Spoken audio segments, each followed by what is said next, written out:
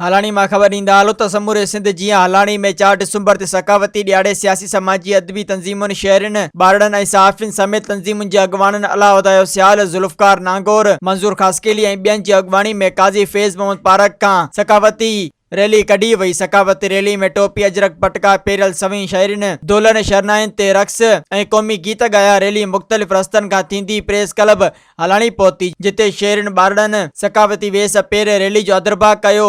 सकावती rally में शरीक शहरीन समाजी अॻवाननि ॻाल्हाईंदे चयो त सकावती ईद जी ख़ुशी में सिंधी अजरक टोपी ऐं पटके सां असांजो दिल वारो रिश्तो आहे। सकावती ॾियारो मल्हाइण असां लाइ ईद मिसल आहे। हिन चयो त सिंध जे हज़ारनि साल जी क़दीम सकाफ़त हर साल उजागर करण सां दुनिया लेवल ते सकाफ़त जी सुञाणप थिए थी। मज़ीद ख़बरनि ऐं तफ़सीलात लाइ विज़िट कयो असांजी वेबसाइट www.awamiNewsHD.com ऐं ॾिसंदा रहो अवामी न्यूज़ HD।